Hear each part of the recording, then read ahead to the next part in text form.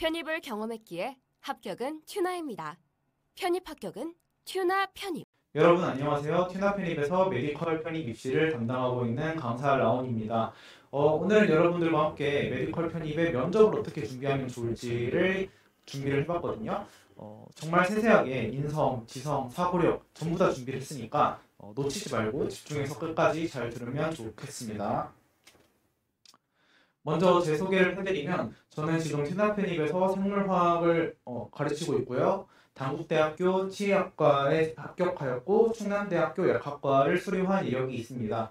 면접 특강을 이렇게 들으시다 보면 제가 말을 진짜 못하고 성격도 뭔가 내성적인 것 같다는 걸 금방 아실 수 있을 텐데 그럼에도 불구하고 제가 면접을 보면서 좋은 평가를 얻을 수 있었던 거는 딱 10분 동안만 엄청 외향적이고 긍정적이고 말을 잘하는 것처럼 보이게 만들 수 있기 때문이에요. 그래서 여러분이 다 지금 뭐 성격이 다 너무 내성적이거나 말을 잘 못하거나 그런 분이 있을 수 있지만 제가 오늘 알려드리는 연습을 충분히 반복하다 보면은 좋은 결과가 있을 거라고 생각합니다. 네, 제 면접 교재는 이렇게 의대, 치대, 약대 이 세 가지 면접 교재가 있고요. 그래서 각 페이지가 200페이지 이상으로 이렇게 구성이 되어 있어요. 목차를 보시면 이거는 이제 약대 교재 목차이고 이거는 이제 치대 관련 목차인데 이렇게 인성 및 가치관 파트가 있고 생물 지성 파트가 있고 의학과 약학 지성은 어떻게 준비를 해야 되는지 그리고 치대의 경우에는 조금 특수한 분야이기 때문에 뭐 치대 기출 문제나 뭐 치의학에 대한 이해 그리고 뭐 치의학의 동향 이런 것도 살펴볼 수 있도록 교재를 구성했으니까요. 교재를 혼자 공부하시면서 정말 많은 도움을 얻을 수 있을 것 같습니다. 네, 이 슬라이드는 올해 제가 면접 대비를 해줬던 학생 중에서 면접 비중이 엄청 컸던 고려대에 합격한 학생의 입학 통지서인데 이 학생의 경우에도 처음에 무슨 말을 자기가 하는지도 모르고 되게 대답이 횡설수설했거든요.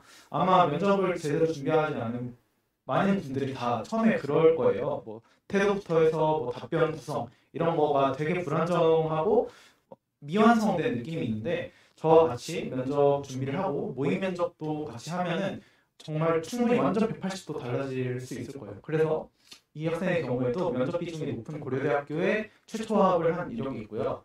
편입의 경우에도 면접 비중이 생각보다 높은 학교들이 꽤 있어요. 그래서 지필고사 공부를 열심히 하셨더라도 면접에 의해서 당락에 영향을 받지 않으려면 정말 열심히 준비를 하셔야 되고 특히나 편입의 경우에는 지필고사와 면접 사이 기간이 상당히 짧아요. 그래서 제대로 연습을 하는 학생들이 실제로 많지 않거든요. 그러다 보니까 저와 같이 이렇게 준비를 하시다 보면 남들과 훨씬 더 큰 격차를 벌릴 수 있을 거예요. 네, 이 질문 한번 봐볼까요? 뭐 실제 이런 질문을 상당히 많이 받을 텐데 뭐 무조건 물어본다고 봐야죠. 그래서 어떤 대학교에 지원하게 된 동기를 말씀해 주시겠어요? 이렇게 물어봤을 때 여러분은 어떻게 답할지 잠깐 생각을 해봅시다. 그리고 다음 슬라이드로 넘어가 보면 되게 많은 학생들이 이런 식으로 답변을 구상을 할 거예요. 준비를 하겠죠. 그래서 저는 이런 사람이 되고 싶습니다. 그리고 이런 대학교에서 교수님들의 도움을 받아서 배움을 받아서 성장하고 싶어서 지원을 하겠다. 되게 스탠다드하고 답변을 잘 구성한 거 같죠? 왜냐하면 뭐 제약 바이오 산업을 선도하는 약학 연구자 양성을 목표로 한다라는 거가 이 약학대학의 교육 목표를 찾아간다는 게 티가 나기 때문이에요. 그럼에도 불구하고 이런 답변이 조금 부족하다고 느껴지는데 여러분들은 그 이유가 무엇이라고 생각하시나요? 이유를 뭐 제대로 알고 계신 분도 있을 거고 좋은 것 같은데 이렇게 생각이 드는 분도 있을 거지만 제가 봤을 때는 조금 매력적인 답변은 아니에요. 그래서 제 강의를 쭉 듣다 보면은 이 답변이 왜 매력적이지 않은지를 충분히 아실 수 있거든요. 그래서 중간에 한 번 또 나오니까 그때 한번 살펴보도록 합시다.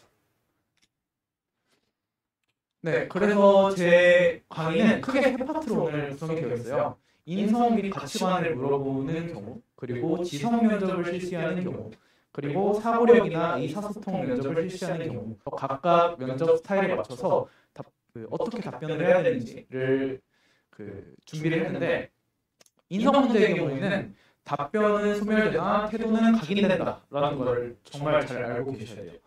그만큼 면접 답변의 내용보다는 이 사람의 자신감 있는 태도, 밝은 표정 이런 게 정말 중요하다는 거를 기억을 하셔야 되고, 이게 근데 대부분 모의 면접을 준비하는 과정에서 너무 부끄럽고 해본 적이 없으니까 그게 잘 안 돼요.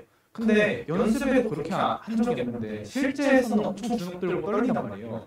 자연스럽게 표정이 굳어지게 되거든요. 그래서 이거를 정말 잘 기억을 하시고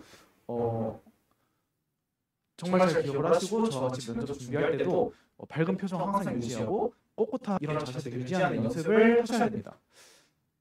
그래서 이 인성 및 가치관 파트에서는 5가지 기본 질문에 대해서도 어떻게 답변을 해야 되는지 살펴볼 건데, 이런 질문들은 꼭 준비를 하셔야 되는 질문들이에요. 자기소개, 지원 동기, 장단점, 학업계획, 진로계획.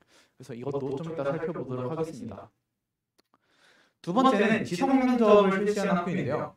이 지성면접의 경우에는 구구절절 얘기하지 않는 것이 매우 중요합니다.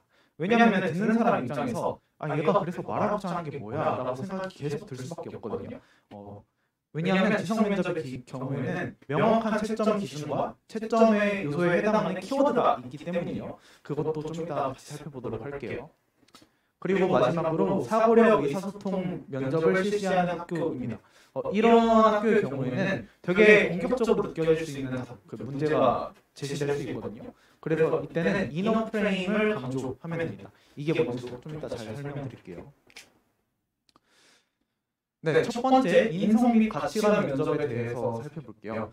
대부분 인성 및 가치관 면접을 실시하는 학교들은 블라인드 면접을 실시하기 때문에 중간에 자기 이름이나 학교나 나이를 언급하시면 절대 안 됩니다. 그래서 처음에 들어갈 때 자기소개를 보통 하잖아요. 제 이름은 땡땡땡입니다 라고 말하면 절대 안 됩니다. 몇 번 지원자입니다 이런 식으로 연습하는 걸 정말 체화시켜야 되고, 그리고 두 번째는 대부분 이제 압박 면접이라고 느끼는 경우가 있는데 실제로는 압박 면접이 아닌 경우가 많아요. 이게 무슨 말이냐면 본인이 너무 긴장해서 그런 경우도 있고, 면접관 분들 중에서는 교수님들이 계실 텐데 그 교수님들이 실제로 학교에 입학한 뒤에 보면은 엄청 상냥하시고 나긋나긋한 분들도 많은데, 보통 그런 회사 면접의 경우에도 그렇고 이런 학교 면접에도 그렇고 그 면접관 분들끼리 역할이 나누어져 있거든요. 예를 들면 한 분은 엄청 잘 들어주는 그런 분이 있고, 어떤 한 분은 잘 듣지 않는 그런 분이 있고, 어떤 한 분은 되게 날카로운 질문을 하는, 잘 쳐다보지도 않으시고, 이게 역할이 나눠져 있어요. 그래서 이 사람이 나를 진짜 싫어해서 그런가 보다 라고 생각을 하지 마시고, 면접관 분들이 정해진 역할이 있다, 그래서 나는 내가 준비한 거를 그냥 하면 된다 라고 생각하시면 됩니다. 그리고 아까 말씀드렸던 대로 인성 및 가치관 면접을 실시하는 대학에서는 5가지 질문은 필수로 준비를 하셔야 돼요. 자기소개, 지원 동기, 장단점, 학업계획, 진로계획 이런 거. 그래서 이것들을 준비한 이유는 출제될 확률이 가장 높은 정말 기본적인 질문이기도 하고, 이런 질문들을 활용해서 다양한 인성 면접에 응용을 할 수 있어요. 예를 들면 자기가 읽었던 책 중에서 가장 기억에 남는 책이 무엇이냐 이런 게 있으면 제가 인상 깊었던 책은 뭐뭐입니다 라고 소개하면서 제가 진로 계획으로 이런 게 있는데 그걸 결정하는데 큰 도움을 주었습니다. 그래서 그 책에서 배운 내용을 기반으로 이러이러한 의사나 약사가 되고 싶습니다. 이렇게 구상을 할 수 있거든요. 그렇기 때문에 이 5가지 질문은 필수적으로 준비를 하셔야 됩니다. 그리고 본인이 작성한 자소서에 대해서도 필수적으로 숙지가 되어 있어야겠죠. 어떤 특정 대학에서는 자소서를 이렇게 보면서 면접을 실시간으로 하는 경우가 있는데, 본인이 작성한 내용에 대해서 그런 내용이 있었어요? 라고 하면은 되게 이거 너가 작성한 거 맞냐? 라는 신뢰도를 잃을 수 있기 때문에 잘 암기를 하셔야 되고, 이런 답변들은 30초에서 40초 정도의 분량으로 하는 것이 좋습니다. 왜냐면은 이런 질문을 들었을 때 필수적으로 말해야 되는 거, 핵심 키워드는 30초 이내로 사실 다 설명이 되거든요. 나머지는 다 부연 설명에 불과해요. 그래서 듣는 사람 입장에서도 어차피 뒤에 말은 흘려듣고 시간이 아깝다고 생각이 들기 때문에 본인에게 해당한 면접 시간을 최대한 컴팩트하게 활용하기 위해서는 30초 분량으로 만들어야 됩니다.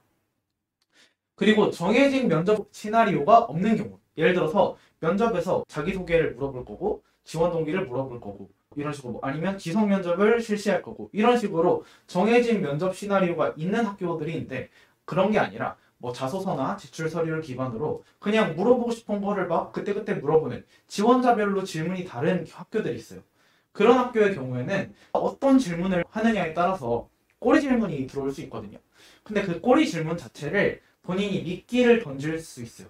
그래서 미끼를 던져서 이 예상한 추가 질문에 대해서 자기가 준비를 한 답변을 완벽하게 해내면 또 좋은 요인이 되겠죠. 면접에서는 본인이 준비하지 않은 질문이 나오면 상당히 당황스러울 수 있거든요.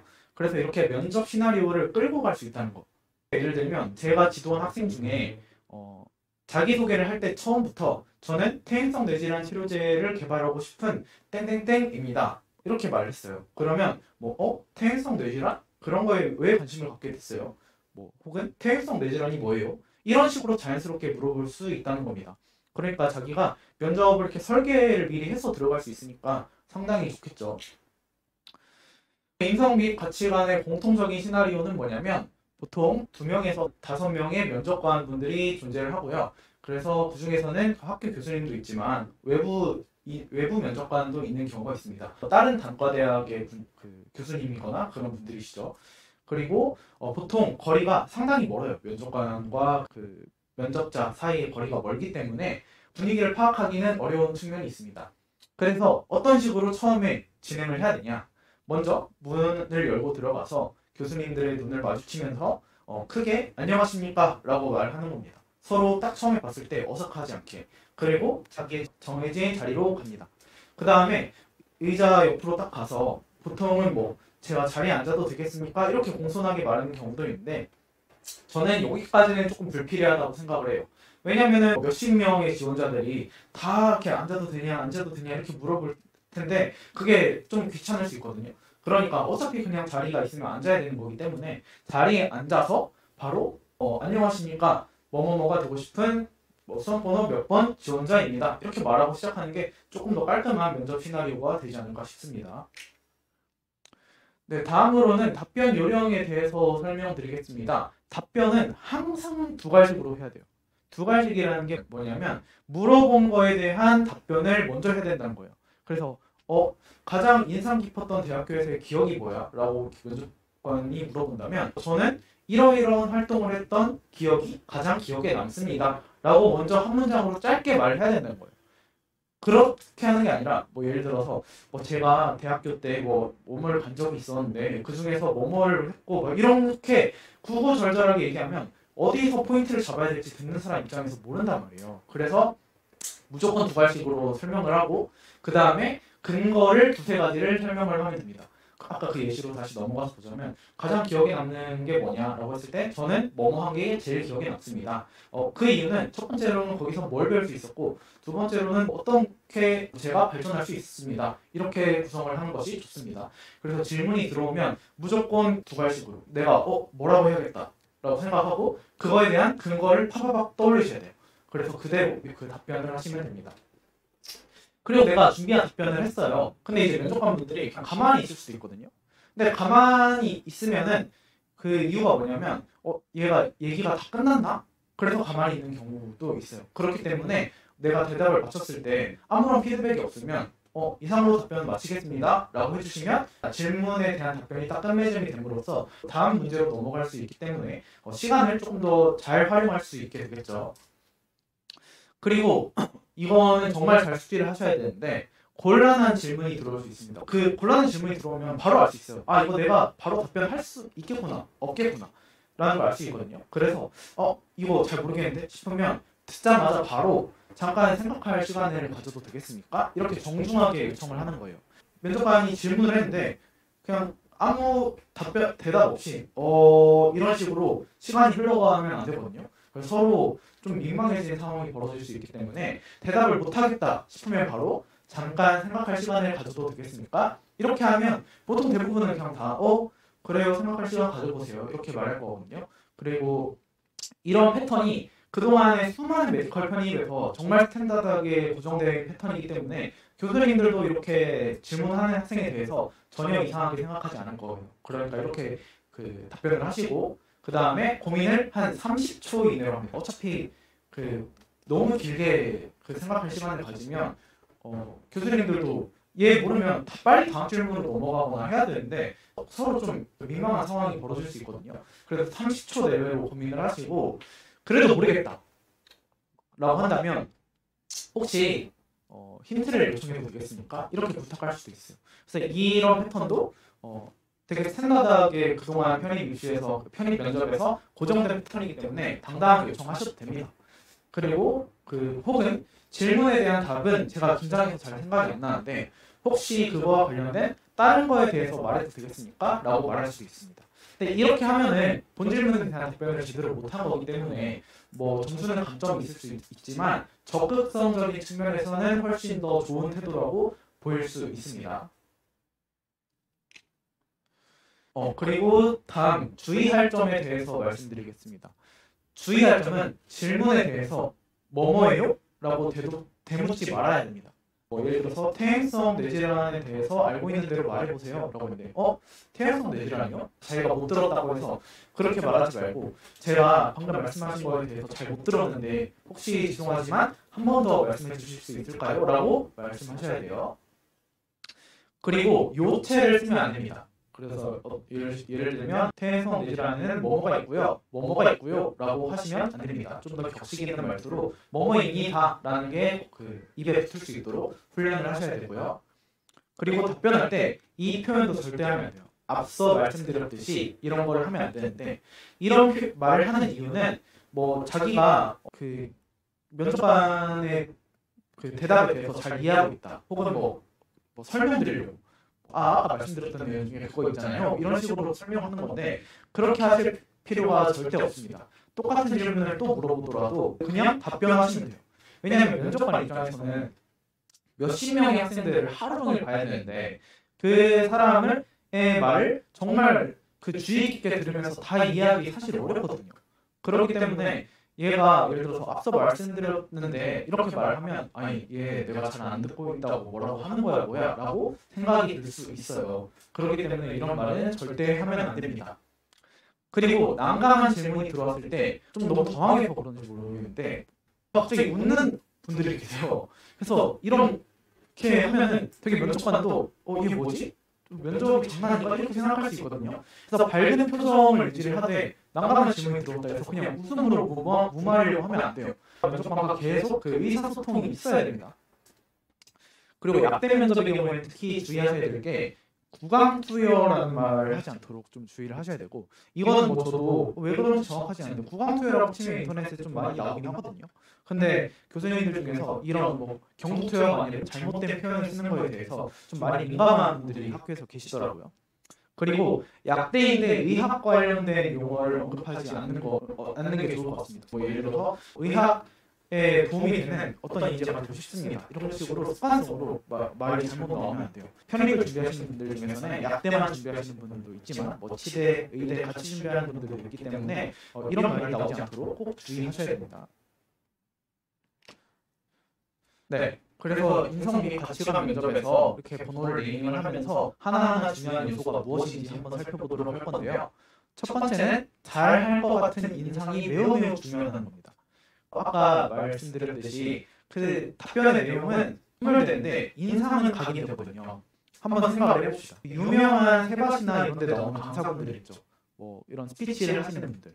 그분들을 떠올려 봤을 때 어떤 메시지를 말씀하시는지 이런 것보다 어떤 인상으로, 어떤 태도로 답변하는지가 더 훨씬 강력하게 남을 거예요. 그래서 말의 내용보다 이 바이브가 훨씬 더 중요합니다. 똑부러지고 긍정적인 태도를 가지고 있는 사람이다 라는 것을 이 온몸으로 보여주는 게 중요해요. 근데 사실 그렇지 않은 학생들이 많겠죠. 뭐 처음 살아다 보면 스트레스도 많이 받고 혼자 공부하다 보니까 되게 내향적이게 될 수밖에 없을 거예요. 그런데 딱 10분만 그런 사람이 되기 위해서 노력을 하는 겁니다. 10분만. 자소서 넘기고 면접까지 왔는데 여기서 면접을 못해서 떨어지면 너무 억울하잖아요. 그렇기 때문에 간절한 마음을 가지고 그런 사람이 되려고 가면을 쓰는 거예요. 그래서 가면을 쓰는데 그렇다고 내가 완전 아닌 사람으로 하는 게 아니라 나의 모습 중에서 긍정적이고 똑부러진 그런 측면을 최대한 끌어내서 보여드리는 겁니다. 그래서 이런 간절함을 가지고 내가 평소에 못하고 스트레스 받아 하는 걸 딱 10분만 해봅시다. 10분만. 그리고 자신감에 대해서 말씀드리고 싶은 건 학교에서 찾는 지원자는 스스로가 스스로에게 가치를 부여할 수 있는 사람이에요. 외부 기준에 의해서 자기를 평가하는 사람보다 자기 자신이 되게 소중하고 고귀한 존재라는 의식이 보여지는 사람들이 있거든요. 그런 지원자를 선호합니다. 그런 사람은 뭐 누구에게나 다 매력적으로 비춰질 수밖에 없겠죠. 근데 그런 사람처럼 보이는 법을 좀 이따 뒤에서 설명을 드릴게요. 두 번째는 다시 강조드리는데 표정, 목소리, 태도가 90% 이상을 차지한다라는 겁니다. 표정은 밝은 표정, 긍정, 미소, 당당함 이런 것이 키워드인데요. 면접을 하시면서 진짜 입꼬리가 계속 올라가 있는 형태여야 돼요. 너무 부자연스러운 것 같다 싶어도 그 웃는 모습이 훨씬 더 낫거든요. 그리고 아까 말씀드렸듯이 면접관과의 거리가 이렇게 있기 때문에 자세한 표정이 어떤지는 잘 몰라요. 그러니까 웃는 표정을 엄청 유지하는 게 중요합니다. 그리고 목소리도 성량을 크게 자기 확신적인 그런 말투로 웅변하듯이 해야 됩니다. 웅변하듯이. 웅변하듯이 해야 되는 이유는 뭐냐면 평소에 그냥 대화하던 대로 하면은 진짜로 안 들려요. 그래서 교수님들 중에서 채점하시다가 진짜 짜증을 내는 경우도 들어봤거든요.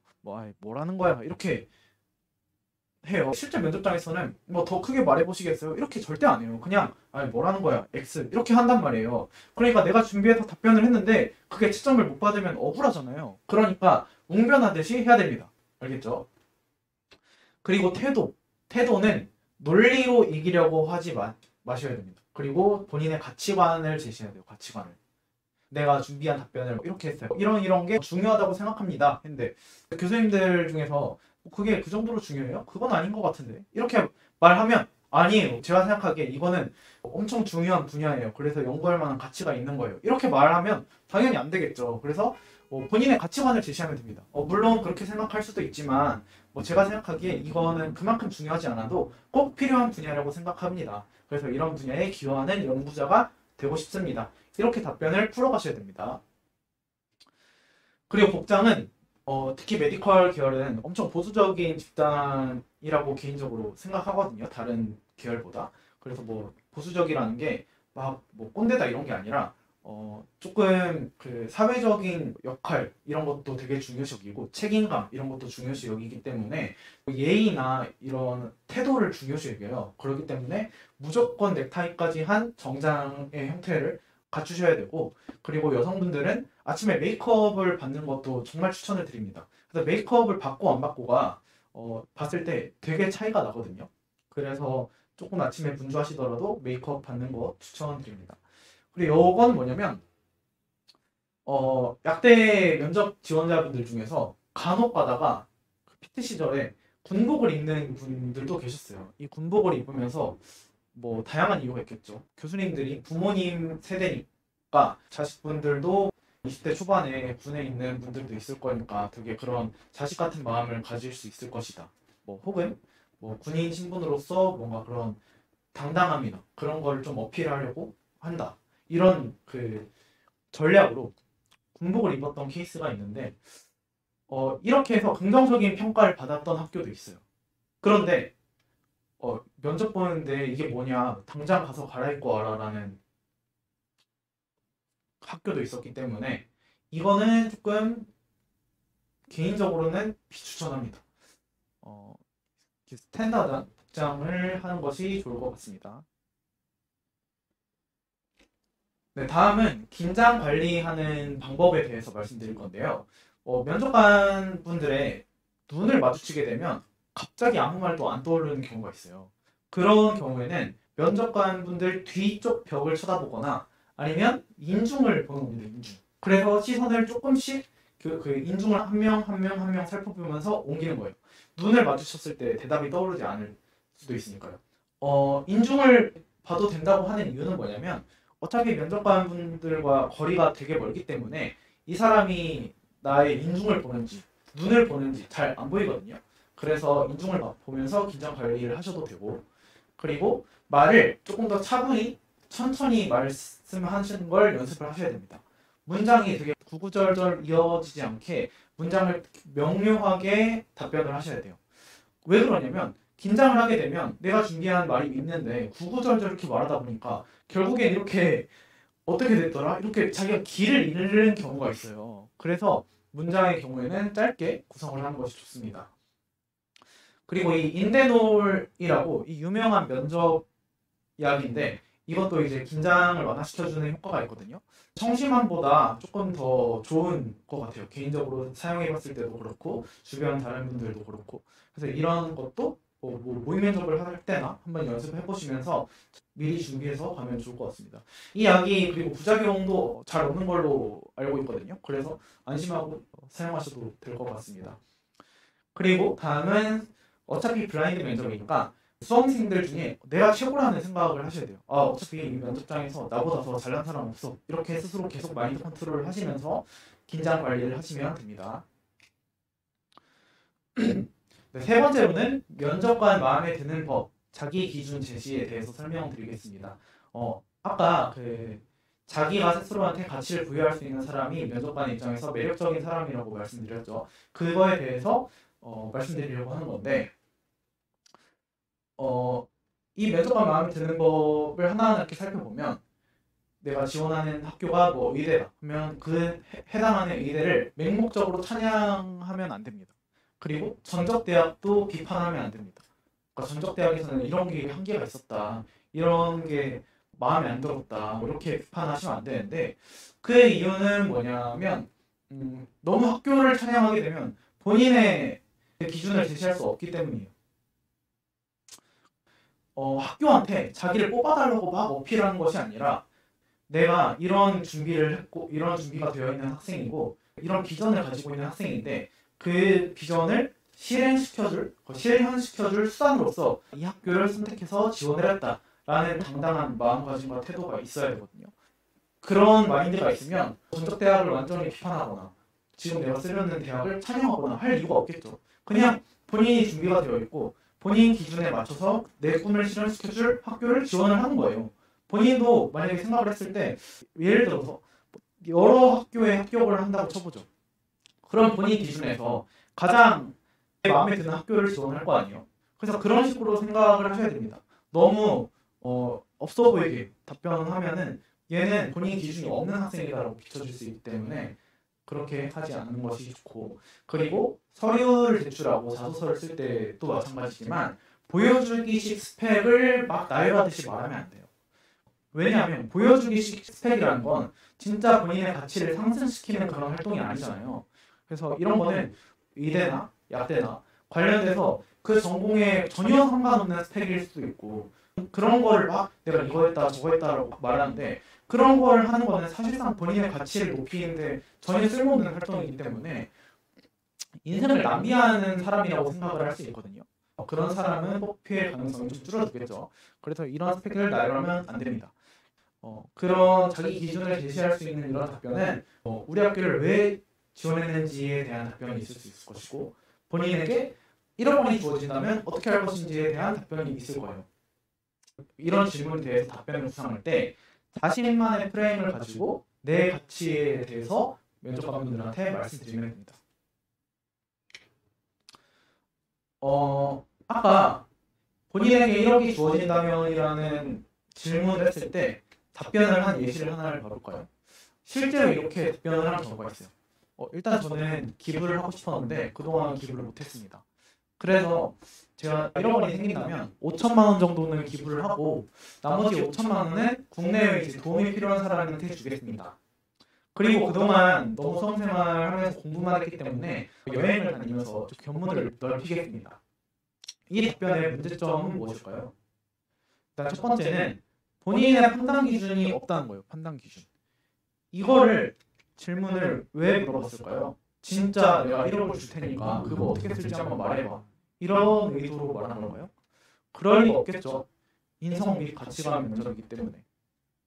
이런 질문을 하는 이유는 무엇이냐면 내가 생각하는 나만의 판단 기준이 있는지를 묻고 싶은 거예요. 그래서 기부를 하고 싶었는데 기부를 왜 하고 싶었는데 그리고 뭐 5천만 원 정도는 기부를 하겠다. 왜 1억 중에서 5천만 원이 반절이 5천만 원, 그리고 국내외에 도움이 필요한 사람에게 주겠다. 왜 국내외? 왜 줄 건데? 그러니까 이게 그 설명이 안 되는 거예요. 그래서 공통적으로 왜가 설명이 안 되기 때문에 내가 왜 기부를 하는지 그리고 왜 5천만 원인지 이런 거에 대한 설명이 돼야 되고 그 설명은 본인만의 판단 기준이 분명히 있어야 된다는 겁니다. 알겠죠? 그래서 예를 들면 이렇게 구성을 다시 해볼 수 있겠죠. 제가 생각할 때 가장 중요한 종목은 사회에 기여하는 것입니다. 그렇기 때문에 제가 가진 돈 중에서 50%에 해당하는 5천만 원을 먼저 기부를 하고 싶습니다. 이런 식으로 이게 완전히 좋은 답변이라고 말할 수는 없지만 구성을 바꿔볼 수 있습니다. 그리고 두 번째로 문제는 이 답변에 본인의 캐릭터가 나타나지 않는다는 거예요. 이 답변을 구성하는 방식은 여러 가지가 있겠죠. 저는 꼼꼼하고 세심한 성격을 가지고 있기 때문에 이 1억이라는 돈을 저의 행복을 얻기 위해서 한 달에 얼마씩 나눠서 계획적으로 사용해 보겠습니다. 이런 식으로 할 수도 있고, 그리고 뭐 기부나 사회공헌 이런 거를 말할 수도 있고, 그리고 유명한 그 답변 중에 전현무 씨가 답변한 게 있죠. 이렇게 주어지면 3명하고 같이 3분의 1씩 나누어서 어떤 사람이 돈을 제일 잘 벌리는지를 평가를 한 다음에 그 방법으로 나머지 자금도 투자를 하겠다. 뭐 이런 식으로 답변을 할 수도 있고요. 어찌됐든 그 본인의 판단 기준 Y가 있어야 되고, 그리고 그 답변 안에는 본인의 캐릭터가 나타나야 된다는 것입니다. 그리고 네 번째로 말씀드리고 싶은 건 프레임에 안 빠지는 것이에요. 앞서 말씀드린 거는 그 자신만의 기준인 자신의 프레임을 제시를 해라라는 거였는데, 프레임에 빠지지 않는 것도 중요합니다. 이 프레임은 면접관분들이 보통 그 유도를 하는 프레임인데, 이 공격적인 프레임을 씌우는 경우가 있거든요. 제가 뒤에 상세하게 어떤 예시인지 설명드릴게요. 공격적인 프레임을 씌우려고 하면 자신의 프레임을 유지를 해야 됩니다. 뭔가 프레임에 대해서 정면으로 반박하지 말고 그냥 자기가 가진 자기의 기준을 보여주는 거예요. 그리고 공격적인 프레임이 들어오는 경우는 어떤 경우냐면 자신의 자신감을 갉아먹는 요인이 되거든요.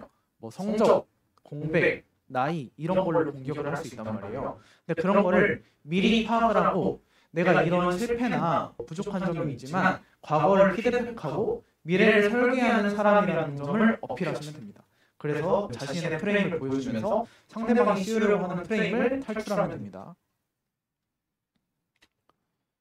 이런 프레임에 빠지지 않기 위해서는 그 내적 무기가 있고 외적 무기가 있거든요. 먼저 내적 무기인 이너 프레임에 대해서 설명을 해드릴게요. 한번 읽어볼까요? 이렇게 면접을 준비하는 과정에서 본인에게 항상 자기 암시를 하는 거예요. 어떤 일도 나한테 큰일이 아니다. 너무 심각해하지 말자.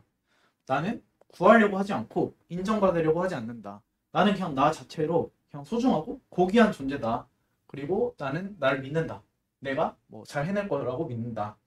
뭐 논쟁하거나 자기 합리화하지 않는다. 그냥 내가 가진 생각과 가치를 보여줄 뿐이다. 남하고 싸우려고 하지 말자. 이런 식으로 여기 있는 글들을 계속 자기 암시를 하시면 그 본인의 이너 프레임을 채우는데 분명 도움이 됩니다. 그리고 외적인 무기를 말씀드리면 이 SWOT라고 긍정적인 측면, 부정적인 측면, 그리고 내부 환경, 외부 환경에 따라서 네 가지 측면에서 본인의 캐릭터를 분석을 할 수 있는데요. S라고 하면 강점을 나타내는 말이고, W는 약점, O는 기회, 그 다음에 T는 위협적인 요소입니다. 그래서 본인이 가진 요소 중에서 이런 강점, 약점, 기회, 위협에 해당하는 요소들이 있을 거예요. 강점이라고 한다면 본인의 성격이 있을 수도 있고, 내가 열심히 공부해서 어필할 만한 학점, 성적, 그리고 지필고사 성적으로 입증된 본인의 지식 수준 이런 게 있을 수도 있고요. 약점도 반대로 이런 게 있을 수 있겠죠. 그리고 기회의 요인도 있을 거예요. 내 잠재적인 역량을 드러낼 수 있는 논문이나 인턴 이런 요소들이 있을 거고, 그리고 위협적인 요소, 남과의 관계에 있어서 뭐 대인관계, 내가 처한 현실, 그리고 전적대에서 전공 적합성이 떨어진다고 의심받을 수 있는 그런 전공, 이런 것들이 있을 건데, 이런 것들을 먼저 본인이 잘 파악을 하고 있어야겠죠. 그래서 강점에 대한 거는 최대한 잘 부각해서 본인이 예시로 말을 하는 거죠. 저는 이러한 잠재적인 역량을 가진 학생이기 때문에 분명 도움이 될 것이라고 생각합니다. 저는 이렇게 공부를 잘하는 학생이기 때문에 입학해서도 잘 적응해서 할 수 있습니다. 이렇게 하는 거를 연습을 하셔야 되고, 이 약점과 위협에 관련된 질문이 들어왔을 때 어떻게 대처를 해야 되는지 구체적으로 알려드리겠습니다. 먼저 약점 문제에 대해서 대응하는 방식은 반사적으로 yes, but 방식으로 답변을 하셔야 됩니다. 이 약점은 누가 봐도 약점인 그런 것들이에요. 예를 들어서 객관적으로 나이가 많거나 객관적으로 학점이 안 좋거나 이런 것들이거든요. 그래서 이 약점에 대해서는 어떻게 준비를 하셔야 되냐, 본인의 약점이 무엇인지 미리 파악을 하고 있어야 돼요. 그리고 먼저 yes, 못 바꾸는 약점이니까 바로 인정을 해야 됩니다. 그러나 but, 나의 과거 사실에서의 깨달음을 어필하면 됩니다. 그래서 본인의 계획을 드러내면서 미래지향적으로 마무리를 하면 됩니다. 그래서 이것도 어떤 식으로 이 yes, but을 반사적으로 어떻게 대응하는 건지 예시를 보면서 말씀을 드릴게요. 그리고 다음은 T 질문에 대한 대응법입니다.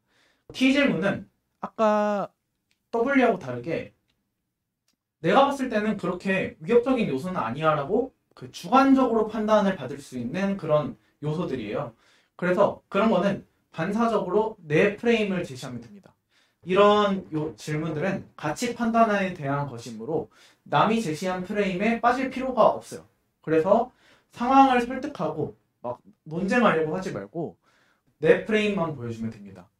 이런 질문이 들어왔을 때, 그리고 절대 하지 말아야 될 게 애써 부정하거나 막 괜히 솔직하게 사실은 제가 이런 측면이 있어가지고 제가 그때 공부를 하나도 안 했네요, 이런 식으로 괜히 자기 자신을 낮추면서 솔직해질 필요가 없다는 것입니다. 그래서 이런 W 질문이나 T 질문이 들어오는 경우 상당히 난감할 수 있는데, 오히려 이렇게 생각하셔야 돼요. 면접관이 걱정하는 바를 해소시켜달라는 뜻이거든요. 그러니까 예를 들면 여러분이 면접관인데 앉아서 앞에서 면접 보고 있는 학생이 뭔가 마음에 들어, 학교에 들어오면 잘할 것 같아. 근데 전적대 전공이 너무 안 맞아, 딱 봤을 때. 그래서 얘한테 그걸 꼭 잘할 수 있는지 확답을 듣고 싶어. 그래서 물어보는 겁니다. 전적대 전공이 이런데 와서 잘할 수 있어요? 라고 물어봐요. 그러면 이 학생은 들었을 때 나를 공격하는구나 이렇게 받아들일 수 있겠지만, 그런 게 아니라 나한테 그런 확신을 얻고 싶어 하시는구나, 내가 면접관이 걱정하는 바를 해소시켜달라는 뜻이구나 라는 뜻이기 때문에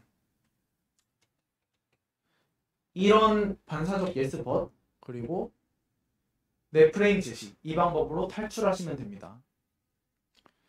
구체적인 예시에 대해서 이렇게 살펴보면 W 질문이요. 이 과목이 성적이 너무 낮은데, 예를 들면 일반 생물학 같은 과목이겠죠. 입학하면 잘할 수 있겠는가? 라는 질문이 들어왔다 쳐요.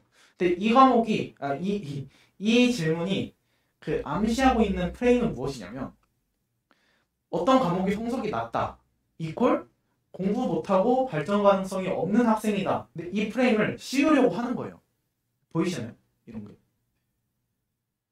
사실 이 과목이 성적이 낮다고 해서 앞으로도 내가 공부 못하고 잘 못할 학생이라는 건 확신 없잖아요. 근데 이런 가정이 있기 때문에 이 질문을 할 수 있는 거예요. 이 질문이 들어가는 거예요. 그러니까 실제로 면접관분들이 이렇게 생각하고 있다는 뜻은 아니겠죠. 그런데 이런 프레임으로 공격을 하는 거예요. 좀 공격적인 말투로. 그래서 어떻게 대처하는지 보게. 그래서 입학 후에 잘할 수 있는지를 확인하기 위해서 이런 질문에 대해서는 프레임을 탈출해야 돼요. 이 프레임을 받아들이지 않으시면 됩니다. 그렇다고 싸우라는 게 아니고 yes, but 형태로 탈출하시면 됩니다. 이렇게 이 프레임을 거부하는 거예요. 이 과목이 성적이 낮은 것은 사실입니다. yes. 그 다음에 그러나 지나간 실패는 자신을 돌아보게 하는 힘이 있는 것 같습니다. 실패를 통해서 저는 무엇이 잘못되었는지 원인을 분석했고 그 이후에는 어떠한 성과도 냈습니다. but을 얘기를 해주는 거죠. 그래서 앞으로도 땡땡 대학교에 진학해서 제 공부 방식으로 뭐뭐에 도전해보고 싶습니다. 이런 식으로 미래지향적으로 마무리를 해주시면 더 좋습니다. 다음으로는 T질문에 대한 탈출법을 알아볼까요? 내가 전적대가 예를 들어서 화학과예요. 그래서 화학과인데 뭐 약학 관련된 연구를 하고 싶다고 면접에서 자기소개 때 말을 했어요. 그 연구는 다른 과에서도 할 수 있는데 굳이 약대까지 가야 되나요? 이렇게 물어볼 수 있거든요. 이런 게 엄청 단골 질문이에요, 사실. 이 질문을 하는 이유는 뭐냐? 약대 지원자 대부분은 연구가 아니라 돈 벌려고 하는 거인데 약대 돈 벌려고 오는 거 아니냐라고 암시를 하고 있는 거죠. 이 질문에는 표면적으로 드러나 있지 않지만 연구하려고 오는 거 맞아? 아닌 것 같은데 이렇게 물어보는 거예요. 그래서 이 질문에 대한 프레임도 탈출을 하시면 됩니다. 왜냐하면 이 질문을 묻는 이유는 자신만의 확고한 목표가 있는 사람인지를 묻는 거거든요. 그래서 이렇게 답변하시면 돼요. 제가 전적대에서 무슨 과에서 연구를 물론 할 수 있는데 이러한 연구를 하는 인력으로 그치지 않고 약의 전문가로서 역할을 하고 싶어서 약학대학에 지원을 하게 되었습니다. 라고 말씀드리면 됩니다. 네, 7번째는 인성 및 가치관 면접에서는 상대가 듣고 싶은 말을 해야 된다는 겁니다. 그래서 질문을 끝까지 듣는 게 매우 매우 중요해요. 이 세 가지 틀을 정말 잘 기억을 하셔야 됩니다. 면접장에서 질문을 들었을 때 키워드, 근거, 미래, 키워드, 근거, 미래, 무조건 키워드, 근거, 미래 이렇게 생각을 하셔야 돼요. 근데 질문을 끝까지 들으면서 예를 들어서 본인이 인생에서 가장 중요시 여기는 가치 세 가지를 말해보세요라고 했는데 그럼 그 가치에 대해서 말을 해야 되잖아요. 그런데 뭐 예를 들어서 갑자기 뭐 가장 중요하게 여기는 꽂혀가지고 끝까지 안 듣고 뭐 가족이나 뭐 가족은 뭐 누가 있고 뭐 가족끼리 있는 것이 유대감이 뭐가 중요하고 이런 식으로 산으로 가면 안 된다는 거예요. 근데 이게 지금 들으면 되게 옳도답도 않겠지만 실제로 긴장하고 그렇게 되면은 답변이 그렇게 흘러갈 수 있거든요. 그리고 이렇게 세 가지 형식으로 하는 답변은 40초 정도로 하면 됩니다. 너무 길게 되면은 듣는 사람 입장에서도 좀 지루해지고 면접 시간이 제한되어 있기 때문에 다른 질문으로 점수를 얻어갈 수 있는데 자신의 면접 시간을 오히려 깎아먹는 요인이 될 수 있거든요. 그래서 이런 키워드 중심으로 설계하고 근거, 예시, 미래지향적으로 할 수 있는 질문들이 인상 깊게 읽은 책은 무엇인가요? 그리고 의사에게 가장 중요한 덕목은 무엇이라고 생각하나요? 이런 질문에 대한 답이 될 수 있겠죠. 그래서 이런 질문에 대한 답은 앞서도 제가 좀 힌트를 드렸으니까 이 세 단계로 구성을 해보시기를 추천드립니다. 네, 다음은 마지막 할 말에 대한 얘기인데요. 시간이 좀 애매하게 남게 되면 면접관분들이 마지막으로 하고 싶은 말 있어요? 라고 물어보는 경우가 있습니다. 이 질문을 하는 이유는 뭐 마지막으로 하고 싶은 말을 통해서 적극성을 확인하는 측면도 있지만 사실 면접 시간이 그냥 좀 남게 되면 일찍 그냥 뭐 나가보세요 하기도 좀 그렇단 말이에요. 왜냐면은 이 친구들도 자기 뭐 원서비도 내고 정말 힘든 걸음으로 여기까지 학교까지 면접을 보러 왔는데 면접관 입장에서도 기회를 공정하게 주지 않았다는 생각이 들 수 있기 때문에 물어보는 경우가 있습니다. 그래서 마지막으로 하고 싶은 말 있어요? 라고 던지듯이 물어보는 겁니다. 이 질문이 충분히 나올 수 있기 때문에 준비를 하셔야 되는데 이 질문은 보통 끝나기 직전에 말해야 되는 경우가 생길 수 있으므로 짧고 간결하게 답해서 강한 인상을 줘야 됩니다. 이렇게 짧게 구성을 해야 됩니다. 면접에 대해서 충분히 답변을 하지 못하는 경우 케이스 1을 준비를 하셔야 되고요.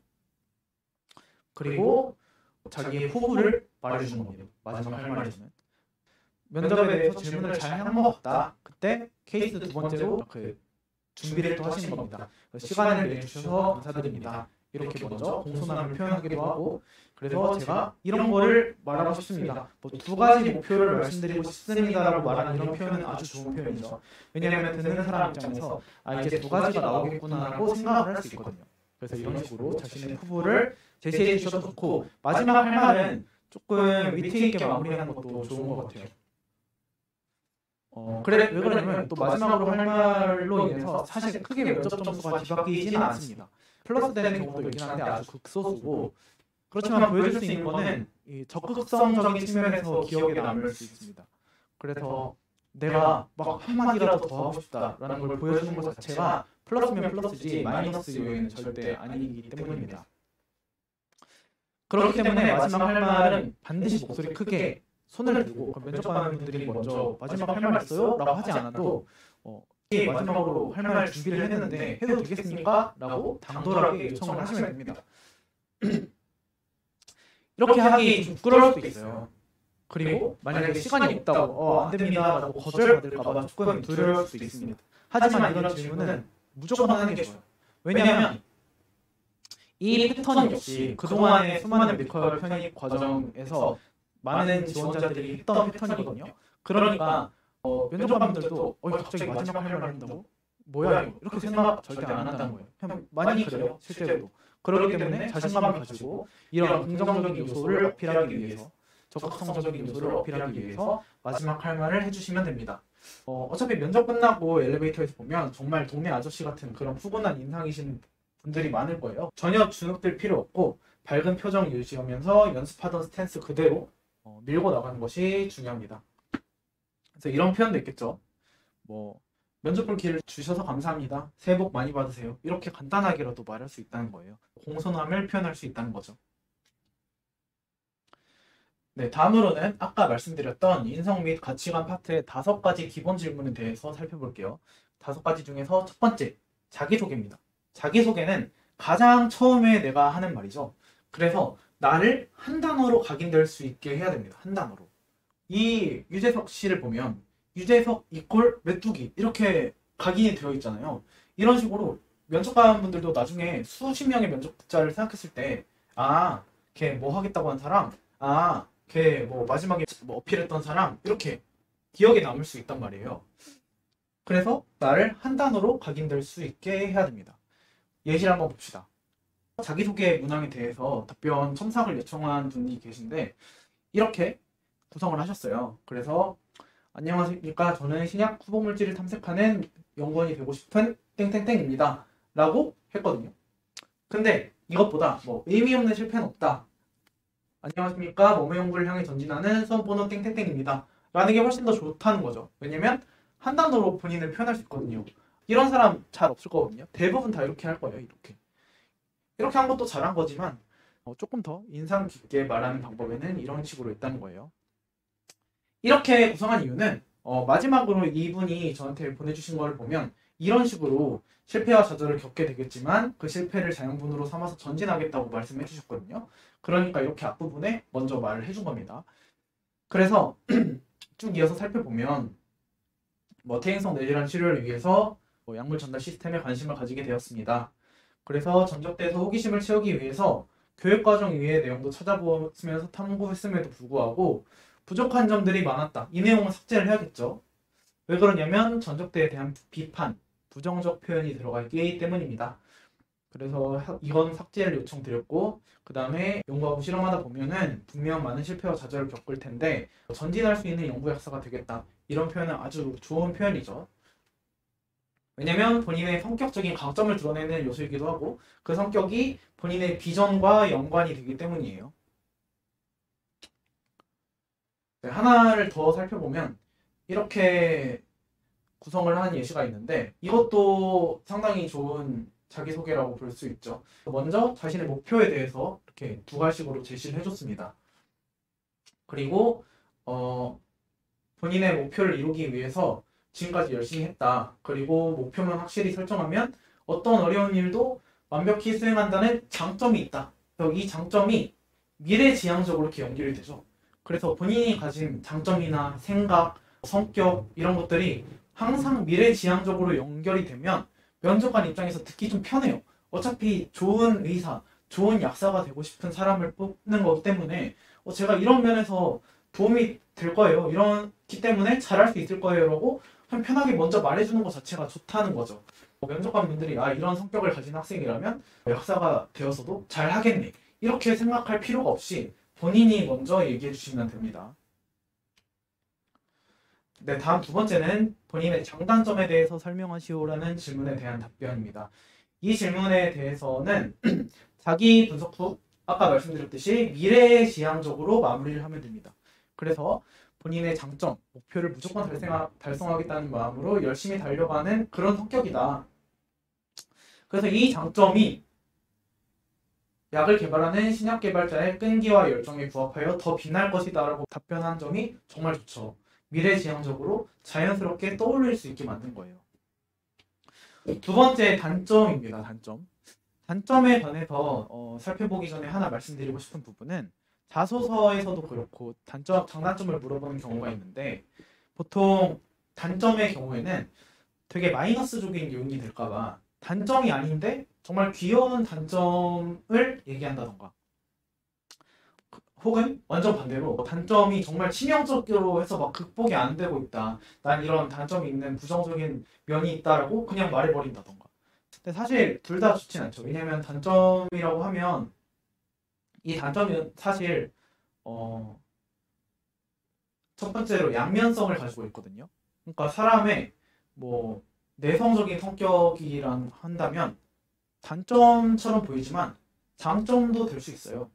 왜냐하면 내성적인 성격이 사회성이 떨어지고 그런 면에서 단점처럼 보일 수 있지만 본인이 본인의 루틴이 있고 본인이 다른 사람한테 크게 영향받지 않고 삶을 재밌게 살 수 있는 그런 성격이라는 측면에서 장점이 될 수도 있거든요. 그렇기 때문에 단점이라고 하면 장점의 양면에 있는 그런 성격이기도 하고 그래서 너무 단점에 대해서 심각하게 생각할 필요 없고 그런 식으로 솔직하게 표현을 해주시면 됩니다. 제 단점은 시간 관리에 약하다는 그런 측면이 있습니다. 그렇기 때문에 이걸 극복하기 위해서 어떤 노력을 하고 있는지를 말씀드리면 되겠죠. 그래서 이를 극복하기 위해서 플래너를 사용해서 철저한 계획을 세우고 타이머에 맞춰놓은 시간을 지키면서 최대의 집중력을 발휘하면서 하려고 노력하고 있습니다. 그래서 이 질문에 대한 답도 저희가 이렇게 노력하는 거가 신약 개발자 혹은 약대에 입학한 학생으로서 이 단점을 극복하기 위한 노력을 계속 이어가서 이 공부 과정과 신약 개발자가 되어서 큰 도움이 될 것입니다. 이렇게 미래지향적으로 마무리 지을 수도 있습니다. 네, 세 번째는 지원 동기에 대한 답변인데요. 지원 동기라고 하면 편입의 경우에는 다들 전에 다니시던 학교가 있으실 테니까 전적대가 있고 그 전적대에서 학교를 옮기게 된 계기를 말씀드리는 거잖아요. 그 과정에서 전적대를 비하하거나 지원을 하는 학교를 띄우는 행위는 맹목적으로 찬양하는 행위는 절대 하면 안 됩니다. 본인의 기준에 따라서 학교를 선택했을 뿐이라고 말씀을 해주시면 돼요. 폄하하고 하는 이런 요소들은 이 사람에 대해서 부정적인 인식을 심어줄 수 있기 때문에 본인의 기준을 제시하고 본인이 그 지원한 학교가 본인의 기준에 부합한다는 것을 설명해 주시면 됩니다. 네, 이런 식으로 지원 동기를 구성할 수 있는데요. 지원 동기라고 한다면 땡땡 대학교 그리고 땡땡 학과라는 측면에서 지원 동기가 있을 수 있겠죠. 예를 들면 땡땡대를 가려는 이유, 수많은 의대 중에 땡땡대를 가려는 이유가 뭘까에 대한 지원 동기가 있을 수 있고 그리고 의치약수 중에서 의대를 가려고 하는 이유가 뭘까에 대한 지원 동기가 있을 수도 있겠죠. 그래서 이 두 가지 측면에서 나눠서 지원 동기를 말씀해 주시면 본인의 기준에 그리고 본인이 생각하는 가치에 부합하는 학교로 이 학교를 선택했다는 걸 객관적으로 이렇게 논리적으로 보여줄 수 있습니다. 그래서 땡땡 대학교를 지원하는 이유는 다음과 같은 예시가 있어요. 첫 번째는 제일 많이 쓰시는 것 중에 연구 시설이나 땡땡대에서만 하는 이런 연구 활동이 있다. 그래서 그런 거가 본인이 지망하는 진로와 어떤 연관성이 있다. 그래서 시너지를 낼 수 있을 것 같다라고 말씀해 주시는 측면이 있고 두 번째는 땡땡대의 인재상이나 교육 목표 이런 것이 있는데 본인이 그거에 해당하는 인재이기 때문에 그래서 이 학교를 지원했다. 그리고 땡땡대만의 어떤 지리적인 특성이 있을 수 있는데 지역별 학교가 다 있으니까요. 그런 측면에서 이 학교를 지원하게 되었다. 이렇게 말씀하실 수도 있고요. 지금 들으면 조금 미약해 보이고 조금 덜 매력적이게 보이는데 이걸 같이 섞어가지고 좀 논리적으로 답변을 구성하면 조금 실제로 보면 좀 납득이 가는 매력적인 답변이 될 수 있을 거예요. 그리고 약대 제가 약대라고 썼는데 의대 혹은 치대를 지망한 이유는 다음과 같은 예시가 될 수 있겠죠. 본인의 연구 희망 분야가 구체적일 경우 생물학과나 화학과에 비해서 약사가 더 지능을 잘 살릴 수 있다고 약학과에 진학에 대한 열정을 어필해 주시면 될 것 같습니다. 그리고 뭐 전적대 생물학과나 화학과 이런 것보다 약사 면허를 가지고 관련 산업에서 책임자로서 일하고 싶다라고 약학과 진학에 대한 그 당위성을 설명해 주시면 좋을 것 같습니다. 네, 그래서 제일 처음에 살펴봤던 땡땡대학교에 지원하게 된 동기를 말씀해 주시겠어요? 라는 질문에 대한 답변을 이렇게 보겠습니다. 다시 한번 잠깐 읽어보시면 좋을 것 같습니다. 네, 읽어보셨나요? 이분은 퇴행성 내지라는 분야에서 연구를 하고 싶은데 이 제약바이오 산업을 선도하는 약학 연구자 양성을 목표로 하는 땡땡 대학교에 진학하고 싶습니다.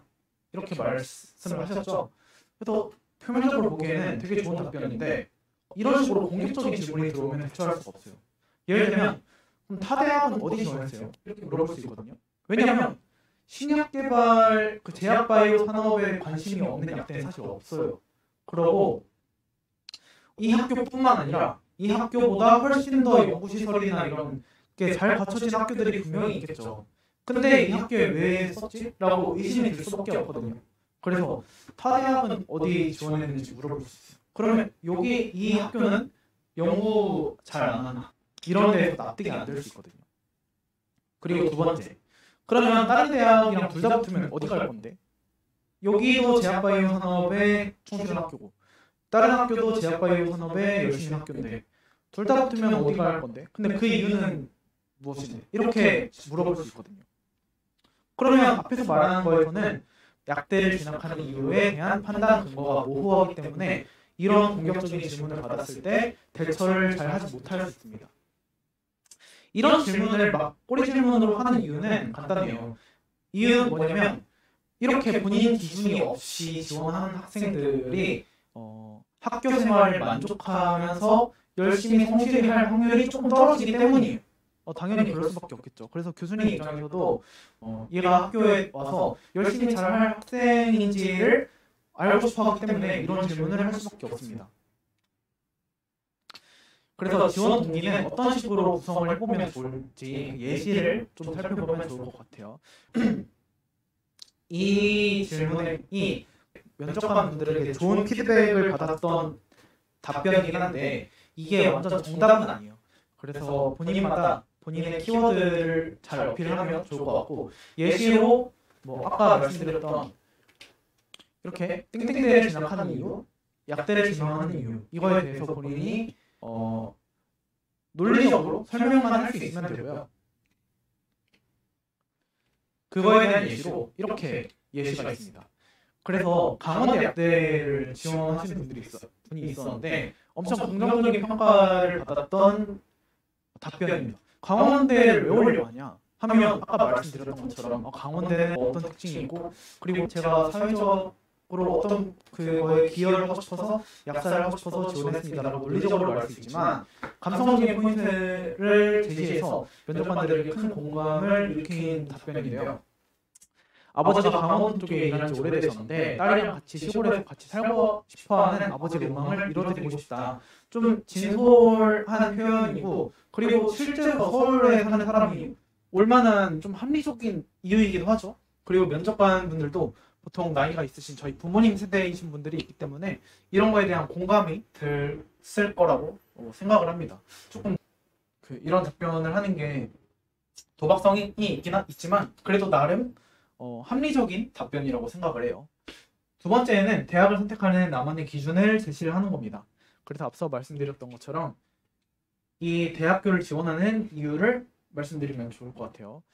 한 가지 예시로 이렇게 나만의 기준이 있다. 대학을 선택할 때 저는 저만의 기준이 있었습니다. 그래서 그 기준에 이 학교가 제일 부합하는 학교이기 때문에 저는 이 학교를 지원했고 다른 학교도 지원했지만 제가 선택하는 기준에 이 학교가 가장 부합하기 때문에 해당 학교에 진학할 것입니다 라고 말씀드리는 방법도 있습니다. 그래서 집 근처에 있는 학교를 진학하시는 분들 중에는 이렇게 집 근처에 있을 때 제가 가장 안정감을 느끼고 나의 능력을 발휘하는 사람입니다 라고 말씀드릴 수 있을 거고 그리고 어떤 학교에서는 역사가 오래돼서 능력 있는 교수님과 탄탄한 커리큘럼이 확보된 학교이기 때문에 이런 데에서 성장하고 싶습니다 이렇게 말씀드릴 수도 있을 거고 그리고 땡땡대학교는 입시 요강에서 정량적인 요소가 탄탄한 학생들을 선발하기 때문에 이 학생들과 커뮤니케이션 그리고 스터디를 하게 되면 엄청 좋은 효과가 있을 것 같다라고 말씀드리는 방법도 있겠죠. 지원 동기에 대한 예시인데요. 이런 감성적인 포인트를 제시하거나 본인만의 기준을 제시하거나 이런 식으로 쓴 예시입니다. 한번 읽어보시고 본인이 판단해 보시면 좋을 것 같아요.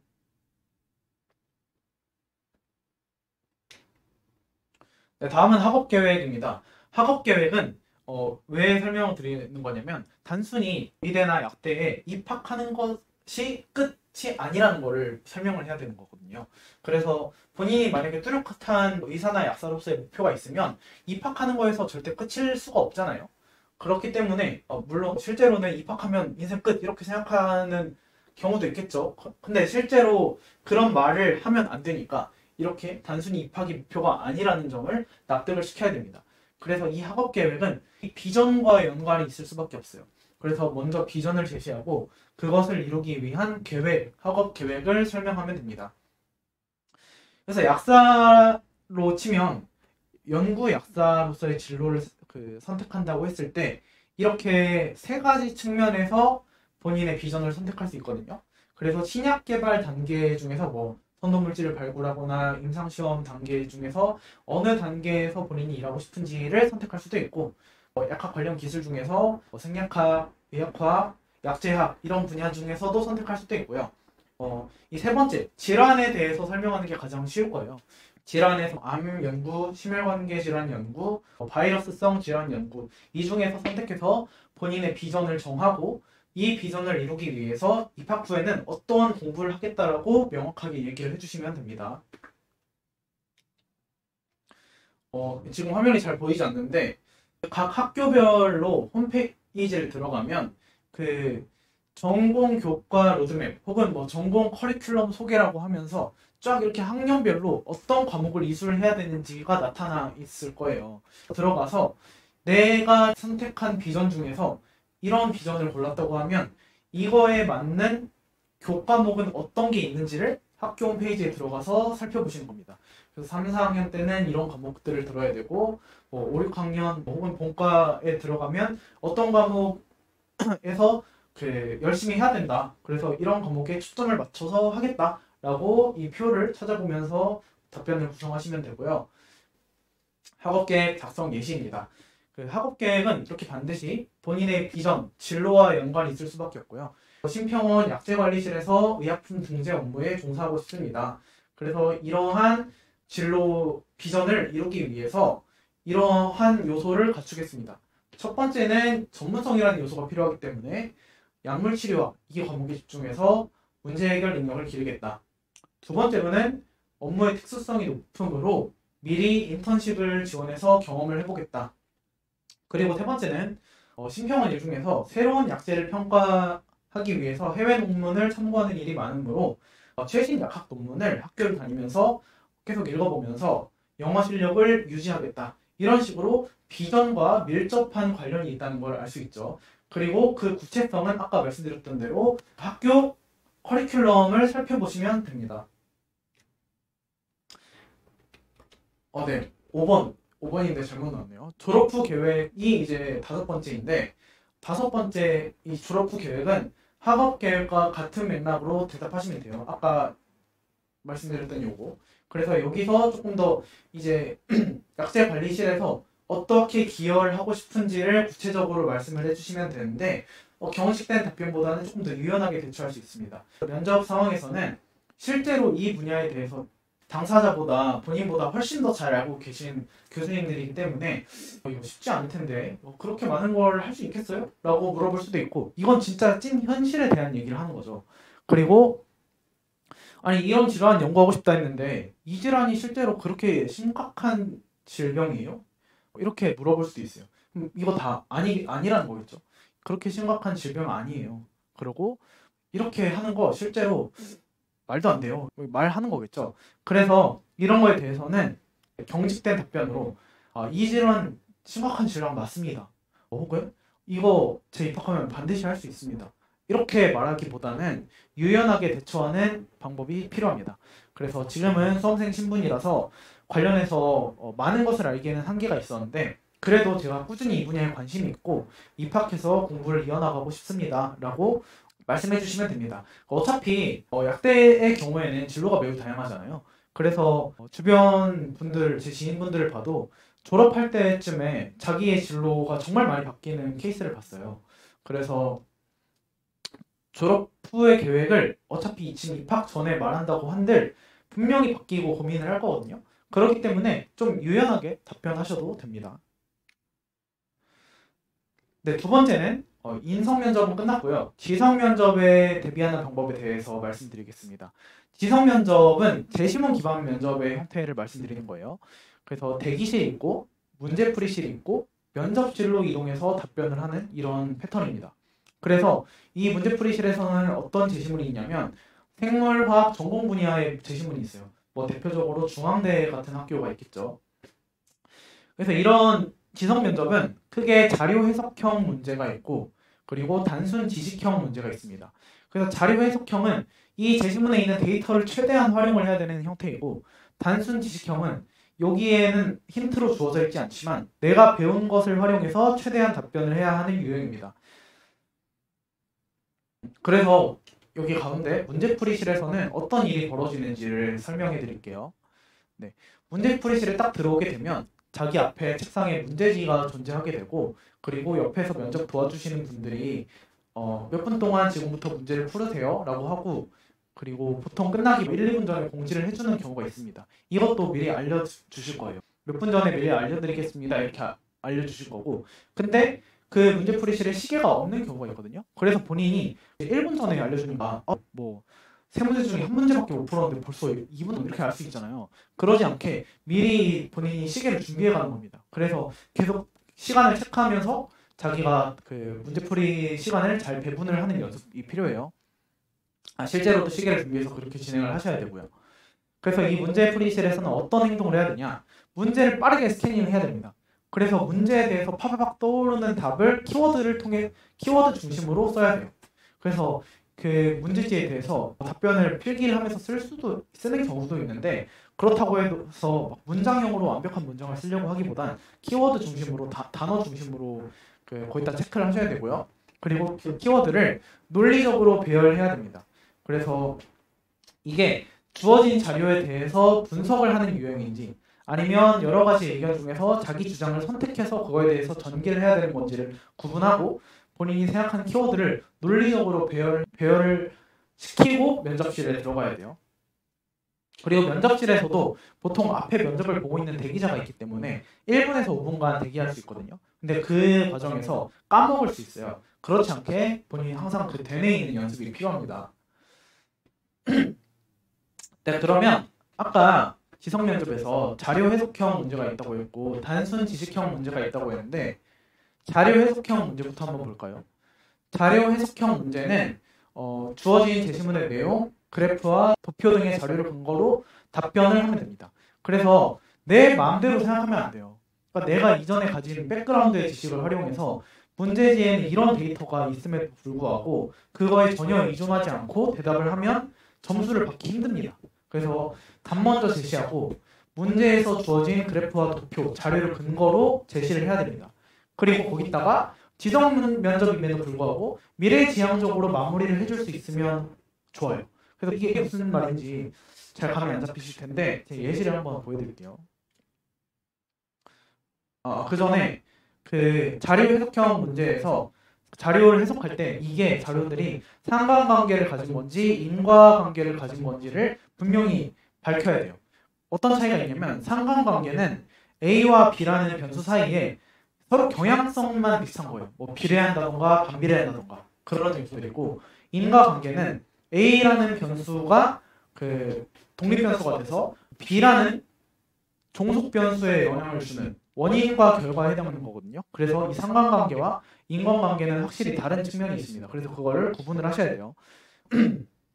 이걸 구분을 한 다음에 쟁점, 이 자료가 왜 주어져 있는지, 이 자료가 말하고 있는 경향이 무엇인지를 보셔야 되고 인과관계의 경우 이 독립변수와 종속변수를 찾아야 되고요. 이 변수 간의 관계성, 경향성을 봐야 됩니다. 그리고 여러 가지 데이터가 엄청 복잡하게 좀 깔끔하지 않은 스타일의 문제로 나올 수도 있거든요. 정제되지 않은 형태로. 그랬을 때 극단값이나 예외값, 제외해야 되는 부분이 있는지도 체크를 하시면 됩니다. 예시로 자료 해석형 문제에 대해서 한번 살펴보겠습니다. 첫 번째 이렇게 문제를 보시면 항암제에 대해서 1세대 항암제, 2세대 항암제, 3세대 항암제에 대해서 소개를 하고 있죠. 그리고 먼저 1세대 화학 항암제에 대해서 소개를 하고 있고요. 두 번째 2세대 표적 항암제에 대해서 소개를 하고 있습니다. 그리고 3세대 면역 항암제에 대해서도 이렇게 소개를 하고 있고요. 이런 글이 있고 문제에서는 3세대 면역 항암제 처방 시에 암 환자의 시간에 따른 생존율이 이렇게 있고요. 그 다음에 2세대 표적 항암제 처방 시에는 생존율이 이렇게 있습니다. 이 파란색으로 표시한 부분이 이 생존율의 변화거든요. 이렇게. 이 그래프가 딱 주어지면 본인이 알고 있는 면역 항암제나 표적 항암제에 대한 그걸 기반으로 해석하는 게 아니라 이 그래프에서 주어진 걸 토대로 이 면역 항암제와 표적 항암제의 차이를 말씀을 하셔야 돼요. 그래서 이걸 보시면 면역 항암제는 시간에 따라서 생존하는 확률이 이렇게 나중에 시간이 3년, 2년 이후에 3년, 4년이 됐음에도 불구하고 되게 덜 떨어지는 그런 모습이 보이죠. 그리고 표적 항암제의 경우에는 초반에 생존율이 되게 높은데 마지막에는 이렇게 이 면역 항암제에 비해서 표적 항암제가 생존율이 좀 많이 떨어지는 그런 비교가 보이죠. 그래서 이 독립변수와 종속변수를 파악하고 두 가지의 비교를 이 주어진 데이터를 통해서 하셔야 됩니다. 그래서 답변은 이렇게 구성할 수 있겠죠. 표적 항암제의 경우 이런 것이 그래프에 나타난다. 그리고 면역 항암제의 경우에는 이러한 측면이 있다. 그래서 이제 미래지향적으로 마무리를 해주는 거예요. 면역 항암제는 이러이러한 측면에서 미래의 발전 가능성이 높고 상품성이 뛰어난 장점이 있는 특징이 있다라고 미래지향적으로 마무리를 해주면 더 좋은 답변이 되겠죠. 네, 두 번째로는 단순 지식형 문제입니다.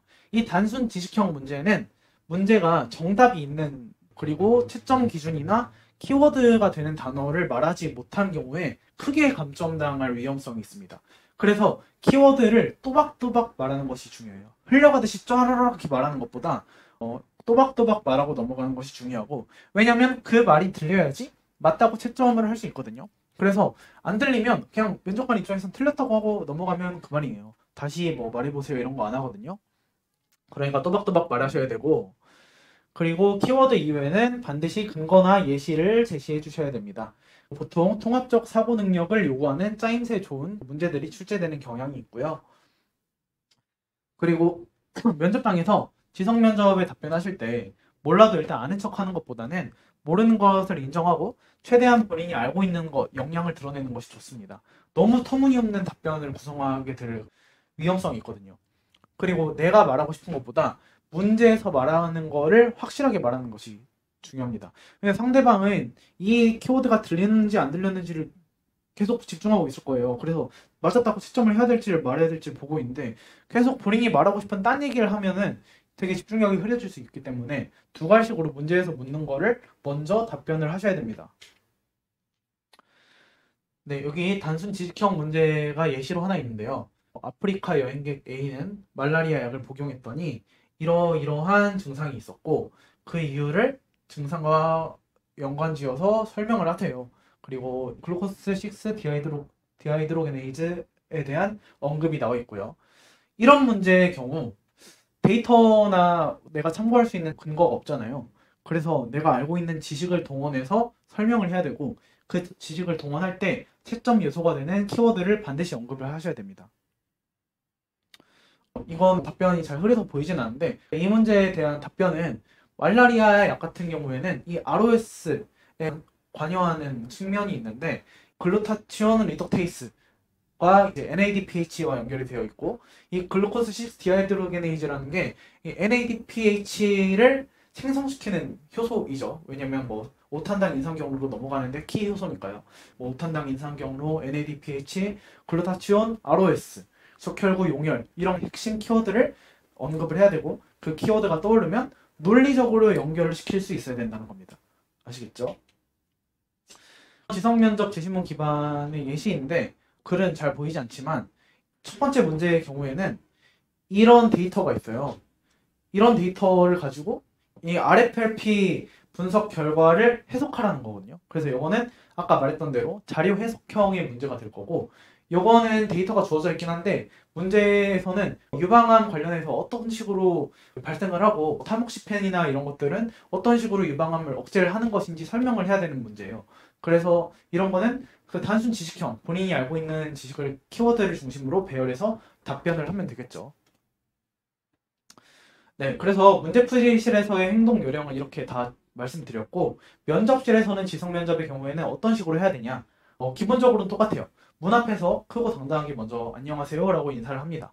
그리고 바로 자리에 앉아서 안녕하십니까? 몇 번 지원자입니다 라고 말합니다. 그러면 보통 면접관분들이 네, 답변 시작하세요 라고 말씀하실 거예요. 보통 지성 면접의 경우에는 의사소통 능력보다는 답변이 정확히 맞았는지가 중요하기 때문에 면접관분들이 노트북이나 어떤 서류나 이런 것만 보고 있을 가능성이 있는데, 그러면서 답변 시작하세요 라고 말씀하실 거예요. 근데 그렇지 않을 수도 있거든요.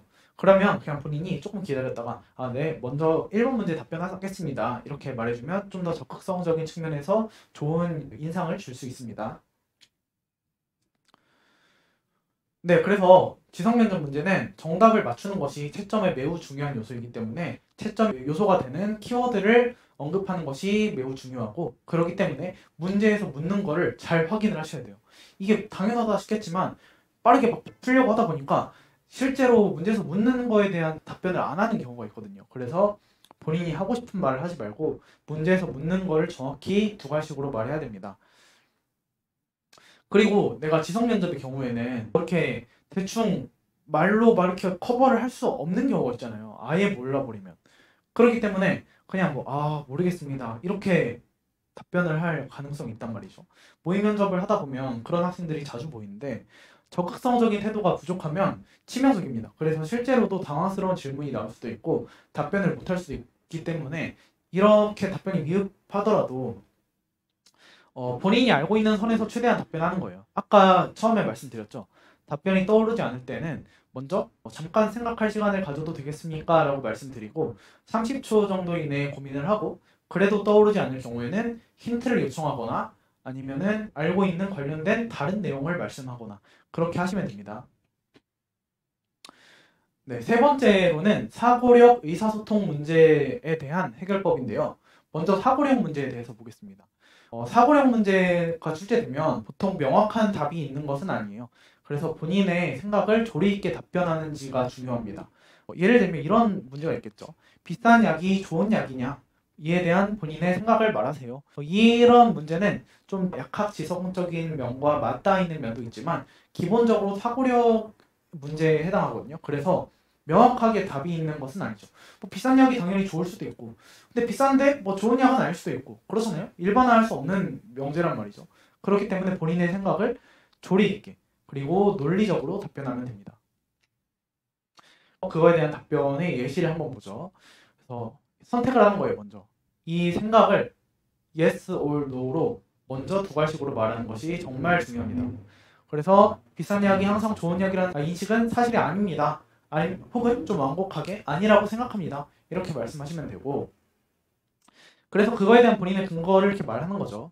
신약 개발 과정에서 발생하는 연구 개발 비용은 약물 가격 형성에 중요한 영향을 미칩니다. 그래서 임상 시험이 신약 개발 비용의 상당 부분을 차지하며 3상에서는 대규모 환자 데이터를 수입하는 과정에서 막대한 자금이 투입됩니다. 이렇게 말할 수도 있고요. 그래서 그렇기 때문에 애초에 이 약의 약가는 이 연구 개발 비용에서 결정이 되는 경우가 있고, 이게 좋냐 안 좋냐보다는 그런 경향이 있고, 그리고 이런 케미컬 의약품에서 복제약에 해당하는 제네릭 의약품, 그리고 바이오 의약품에서 복제약에 해당하는 바이오시밀러, 이런 것들이 있는데, 이런 것들은 기존의 이런 오리지널 의약품하고 동일한 효과를 지닌 걸로 입증이 된 의약품들인데, 그런데도 불구하고 연구 개발에 투자되는 비용이 워낙 적기 때문에 경제적인 부담이 적은 저렴한 가격으로 공급될 수 있는 약이다. 이렇게 두 가지를 언급해 주시면 좋겠죠. 이거를 답변하기 위해서는 약학 지성과 약학 시사적인 이해가 필수적으로 되어 있어야 해요. 그래서 저희 면접 대비를 할 때 약학 지성, 약학 시사도 정말 철저하게 준비를 시키는 이유가 답변을 구성하는 이 내용 자체가 아예 달라져 버린다는 겁니다. 그래서 이 내용을 잘 알고 있는 사람과 모르는 사람은 어떻게 답변하는지가 아예 차이가 나게 되겠죠. 신약 개발 과정을 간단하게 보시면 먼저 이 후보 물질을 발굴하는 단계가 이렇게 있습니다. 그 다음에 동물을 대상으로 전임상 시험이라는 걸 실시하게 되고요. 그 다음에 임상 시험이라는 사람을 대상으로 한 과정을 거치게 됩니다. 그래서 1상, 2상, 3상으로 구성되어 있고 임상 시험은 임상 시험의 참여 인원 그리고 목적 이런 것이 세 개가 다 다르거든요. 그래서 이것도 뭐 추후 면접반에서 공부하시다 보면 자연스럽게 알게 되실 거고요. 그 다음에 FDA 심사를 하게 되면 판매 승인이 되고 그리고 시판 후에 모니터링 과정도 이렇게 있습니다. 이거를 이제 일반적으로 임상 4상이라고 말하는 경우도 있고요. 이거 관련해서 잘 알고 있으면 뭐 NDA라든지 뭐 FDA 신청을 해야 된다든지 혹은 신약 개발에 드는 비용과 시간은 이렇게 된다든지 이런 식으로 언급을 하게 되면 약학에 대해서 정말 잘 이해하고 관심이 있는 학생이구나 라고 자연스럽게 인식이 될 수밖에 없을 거예요. 네, 다음은 의사소통 문제입니다. 의사소통 문제는 항상 다양한 입장 차이가 있거든요. 입장 차이. 그래서 정부 어떤 사회 현상에 대해서 정부의 입장이 있을 것이고 개개인의 입장이 있을 것이고 그리고 의사 혹은 약사로서의 입장도 있을 거예요. 요 세 집단에서 의견이 다 어떻게 보면 맞는 말을 하고 있는 경우가 있어요. 누가 하나 확실히 틀렸다라고 말할 수 없는 경우가 있거든요. 그래서 이것도 마찬가지로 두 가지식으로 본인의 의견을 제시하고 합리적 근거를 제시하면 됩니다. 하지만 뭐뭐일 수도 있기 때문에 뭐 어떠한 대안이나 대책이 필요합니다 라고 말씀하시는 게 필요하고요. 그리고 추가 질문으로 들어와서 반대 입장에서 공격을 한다면 아까 말씀드렸던 yes but 물론 그런 측면도 있습니다. 혹은 그렇게 생각하실 수도 있습니다. 하지만 그런 선택을 하게 된다면 이러이러한 역효과가 일어나고 그래서 이익보다 손해가 더 클 수 있습니다. 그렇기 때문에 문제가 있을 수 있지만 제가 말하는 선택을 하는 것이 이익적인 측면이 더 크기 때문에 더 좋다고 생각합니다. 이런 식으로 탈출하는 겁니다. 그리고 아까 예시 살펴봤던 것처럼 의학학 시사를 예시로 들면서 설명을 하면 본인의 전공에 관심이 있다는 것을 어필할 수 있고요. 그리고 기계적으로 본인이 의사나 약사로서의 미래와 연결 지으면 좋습니다. 그럼 그거에 해당하는 질문 예시는 이런 게 있거든요. 애인이 약사인 본인에게 이민 조제를 요구하였다면 어떻게 대처할 것인가요? 라고 실제 기출문제인데요. 이런 문제에 대한 답변은 이렇게 구상할 수 있습니다. 저는 약사로서 환자의 요구를 존중하지만 이민 조제는 거부하겠습니다. 그 이유는 크게 두 가지입니다. 먼저 두 가지식으로 본인의 의견을 선택을 했고요. 그리고 그 이유에 대해서도 이렇게 설명을 했습니다. 첫 번째는 약과 독은 용량의 차이에 불과하기 때문입니다. 요거 이렇게 말씀해 주셨는데 이 표현은 되게 중요한 키워드가 되는 말이기 때문에 잘 기억하셨다가 써놓으면 좋을 것 같고요. 그리고 두 번째는 TI 값이 작은 약물 치료액이 좁은 약물은 적정 용량과 독성 용량이 매우 가까워서 조금만 과도하게 사용해도 심각한 부작용으로 이어질 수 있기 때문입니다. 라고 말한 TI 이런 약물 치료약이라는 전문적인 용어를 언급함으로써 전공에 대한 이해도를 어필을 하는 거죠. 이거에 관련된 지식은 이렇게 약물의 용량과 그거에 대한 반응을 그래프로 나타냈을 때 치료 효과는 이런 식으로 증가를 합니다. 그리고 독성, 부작용을 나타내는 효과는 이렇게 증가를 합니다. 이 TI 값이라는 거는 치료 효과를 나타내는 용량 1이 50을 분모에 넣고 독성을 나타내는 용량, 톡식 도스를 분모에 넣어서 계산을 하는데 이 값이 클수록 안전한 약물이라고 생각하시면 됩니다. 그래서 이런 지식이 백그라운드로 있다는 게 보여지니까 이런 답변을 했을 때 되게 좀 매력적으로 보일 수 있는 거죠. 그래서 이런 거는 읽어보시면 될 것 같아요. 네, 다음은 의사소통 문제 중에 이런 문제가 나올 수도 있는데 최근 유명인 에이모 배우가 프로포폴의 불법 투약으로 인해서 이슈가 되었다. 이처럼 마약은 사회적 문제로 대두되고 있다. 이를 해결하기 위한 본인의 생각을 말하시오 라는 문제가 나왔다고 생각해 봅시다. 이것도 실제 약대 기출 문제인데요. 이런 문제는 어떻게 대처하면 좋을까요? 먼저 상황을 분석합니다. 문제 상황을 설명한다. 그 다음에 이 상황이 왜 벌어졌는지를 설명한다 하면 되고요. 그 다음에 기존의 대안이 해결이 안 되는 이유, 이 사회적 현상에 대해서 안 되는 이유를 말하고, 그 다음에 문제의 원인을 해소할 수 있는 추상적인 해결 방안, 기존의 방안은 이런 문제가 있기 때문에 이런 방안으로 해결해야 된다고 생각합니다. 그러기 위해서 구체적으로 이러한 노력이 필요합니다 라고 말하면 됩니다. 구체적 대안 관련해서 이런 약학계의 이슈들을 잘 알고 있다면 어떤 방향으로 실제로 해결하고 있는지도 언급을 해주시면 좋겠죠. 그래서 이 문제에 대해서는 구체적으로 제가 답변 예시를 보여드리진 않을 텐데 이 순서에 따라서 답변을 구성해 보시면 좋을 것 같습니다. 네, 다음 의사소통 문제입니다. 기말고사 시험 전날 동기가 생활비 문제로 아르바이트를 하느라 시험 공부를 하나도 못했다며 내일 시험에서 컨닝을 하게 해달라고 부탁하였다. 이에 대해서 어떻게 대처할 것인가? 라고 물어봤네요. 그래서 이런 질문은 내 주장 먼저 두 가지식으로 말하고 근거를 반드시 말해야겠죠. 여기까지만 해도 좋은데 예상 반론을 말하면 좋아요. 예를 들어서 저는 보여주지 않겠습니다. 왜냐면 친구가 생활비 문제로 공부를 안 한 것은 그걸 고려해서 전해야 되는 것이 맞고, 그리고 다른 동기와의 형평성인 문제가 훨씬 더 크기 때문에 저는 보여주지 않겠습니다 라고 말할 수도 있겠죠. 근데 그러면 교수님이 물어볼 수도 있어요. 그러면 이 친구는 동기인데 시험 못 봐서 유급하고 떨어질 수도 있는데, 혹은 이 친구와의 거리가 멀어질 수도 있는데, 이렇게 예상될 수 있는 반론을 할 수도 있겠죠. 근데 그 질문이 들어오기 전에 본인이 먼저 말해주시는 게 더 좋습니다. 물론 그 친구와의 거리가 멀어질 수도 있고 친구가 서운해할 수도 있을 것 같습니다.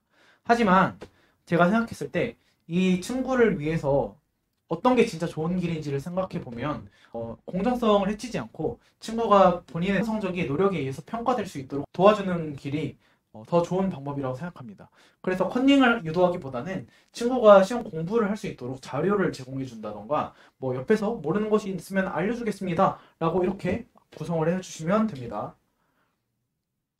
네, 다음은 이제 다 끝났고요. 실전 모의 면접에서 어떤 일이 벌어지는지를 살펴보겠습니다. 이건 이제 면접반 학생들을 대상으로 한 활동들인데요. 그래서 조금 정돈되지 못한 말투일 수는 있어요. 실제로 이렇게 말한 걸 제가 가져온 거기 때문에.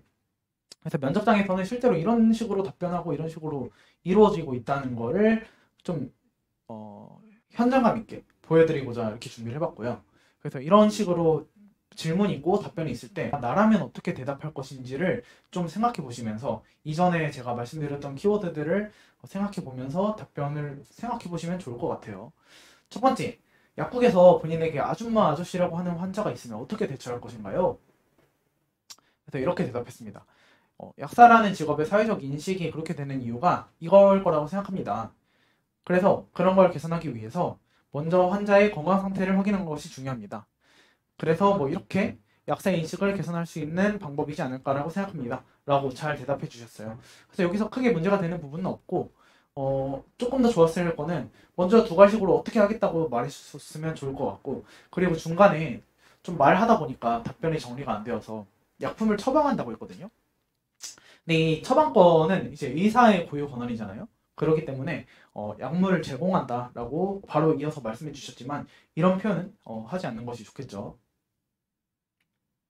네, 다음은 이제 호르몬의 예시를 들고 역할을 설명해라라는 문제였는데 이런 식으로 잘 설명을 해줬습니다. 먼저 예시를 들고 그 다음에 역할까지 잘 설명을 했죠. 이런 질문은 그냥 문제에 대한 답이지라고 생각할 수 있지만 여기서 문제에서 분명히 호르몬의 예시를 들고 역할 설명을 했잖아요.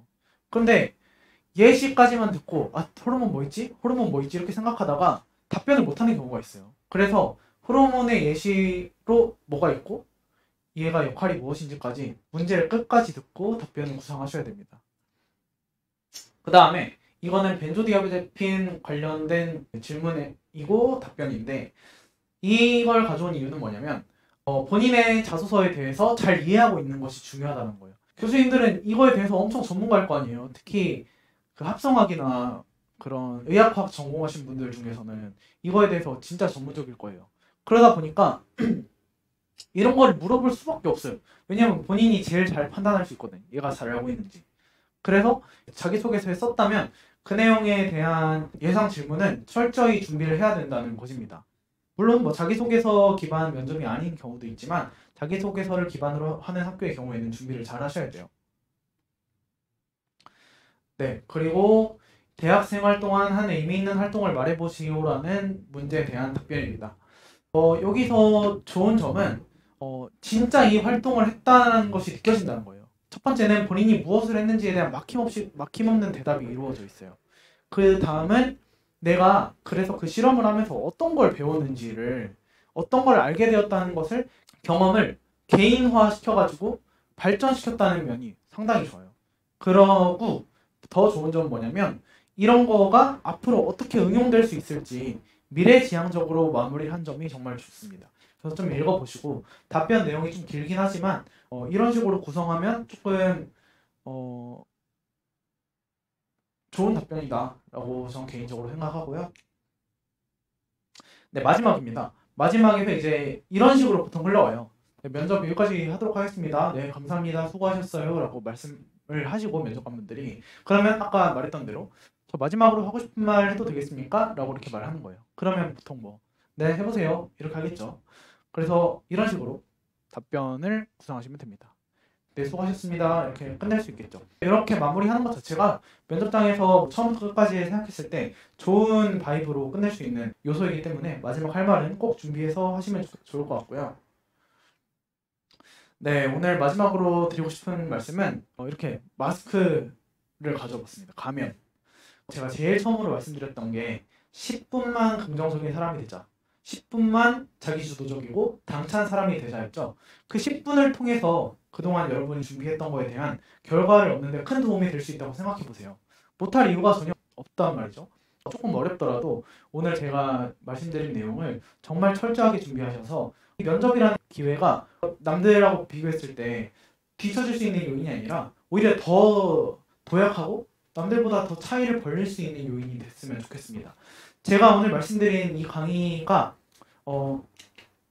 정말 많은 도움이 될 거라고 생각해요. 이 내용 잘 숙지하셔서 본인만의 가면을 이렇게 잘 준비해 주시면 좋을 것 같습니다. 네, 이상으로 면접 강의 마치도록 하겠습니다. 수고하셨습니다.